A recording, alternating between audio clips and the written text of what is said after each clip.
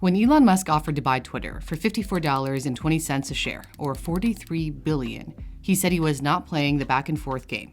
He was moving straight to the end, and this was his best and final offer in the Securities and Exchange Commission filing. Twitter's board tried to stop him in his tracks by adopting a so-called poison pill to make it harder for Musk to buy the company. Under the structure, shareholders are allowed to purchase newly offered shares at a discount, except for the person trying to acquire the company, in this case, Musk. He'd have to purchase the new shares at a higher price, so it's a measure to stop him from taking over more shares of the platform as soon as he hits 15%. He currently owns 9%. Musk is said to be fighting back with a plan of his own. He is reportedly speaking with investors who could partner with him in his bid for Twitter. One option, according to the New York Post, is to team up with private equity firm Silver Lake's co-CEO, Egon Durban, a Twitter board member who led Musk's effort to take Tesla private. The Tesla CEO is apparently also threatening to appeal directly to shareholders. He sent out a cryptic tweet over the weekend, "Love Me Tender," in reference to an Elvis Presley song. It could mean that he'll bypass the board and invite shareholders to sell or tender their stock to him at a premium so they'll make a lot of money. What does he want with Twitter in any case? I mean, the guy already builds electric cars and envisions trips to Mars.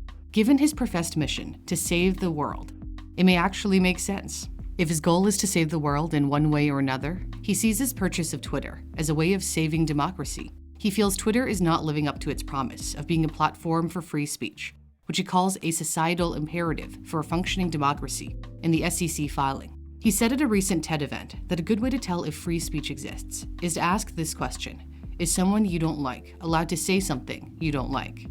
In the past few years, Twitter has started fact-checking and suspending accounts. It most famously banned Donald Trump over his tweets surrounding the 2021 Capitol riots. Musk's patience with Twitter apparently ran out when it suspended the account of news satire site The Babylon Bee, which named U.S. Assistant Secretary for Health, Dr. Rachel Levine, its Man of the Year, after USA Today named the transgender official one of its Women of the Year. Babylon Bee's CEO, Seth Dillon, said Musk reached out to confirm their account had in fact been suspended. Dillon said Musk even mused on that call that he might need to buy Twitter.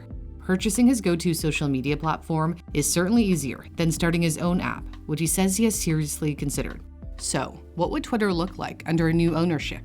Will the former president be welcomed back? We'll have to see. During the recent TED interview, Musk suggested bans should be done with caution, and that timeouts are better than banning people permanently. He suggested that when it comes to determining whether offensive tweets should be removed, the policy should always be to let it stay when in doubt. So when in doubt, leave it in, don't take it out.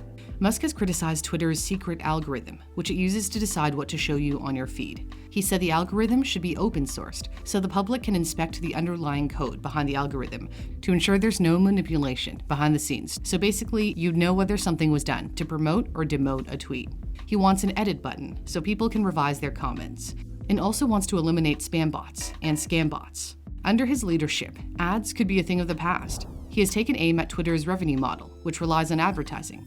Not everyone is happy about an Elon Musk takeover, including some Twitter employees. And, a Saudi prince and Twitter shareholder, Musk shot back by asking for the Saudi Arabian kingdom's views on free speech. The country is known to crack down on freedom of expression. Others were reportedly already worried about him joining the board, let alone buying Twitter. Musk abruptly canceled his plans to join the company's board, which is made up of the current Twitter CEO, Parag Agrawal, former CEO and co-founder, Jack Dorsey, and independent directors. In the SEC filing, he stated, "I don't have confidence in management."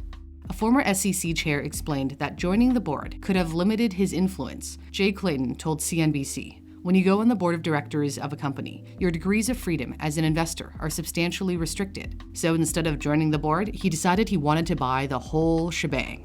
Twitter has over 200 million daily users, 2/3 of the size of the US population. Some of its users have been described as woke, an ideology Musk has blasted. In an interview with the Babylon Bee, he said wokeness basically wants to make comedy illegal, which is not cool. Trying to shut down Chappelle? Come on, man, that's crazy. He's referencing the attempt to cancel comedian Dave Chappelle over transgender remarks in his Netflix special. He continued, "Do you want a humorless society that is simply rife with condemnation and hate, basically? At its heart, wokeness is divisive, exclusionary, and hateful. It basically gives mean people a shield to be mean and cruel, armored in false virtue." While Musk is presenting himself as the king of free speech, others accuse him of hypocrisy. In February, Tesla employee John Burnell said he was fired from his job after posting reviews critical of Tesla's full self-driving software on his YouTube channel, AI Addict. In 2018, a blogger who wrote not-so-flattering articles about Tesla said Musk threatened to sue if he continued writing articles. So critics don't see the richest man in the world as the savior of free speech. By the way, how on earth will he pay for it? Most of his money is tied up in Tesla stock. Although he recently sold billions of dollars worth of shares, he had to pay billions in taxes, and he gave billions to charity. Musk hired Morgan Stanley as an advisor for the bid, according to the regulatory filing. Banks are often brought on board to help with debt financing.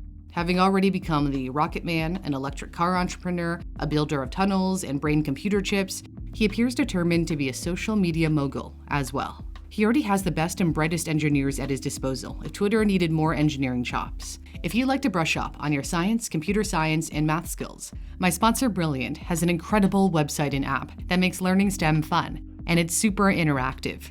You can learn the key ideas of computer science with their Computer Science Fundamentals course, and no coding is required. It's great if you're in high school or college and want to learn the fundamentals, or if you've started your career and you like to brush up on what you already know.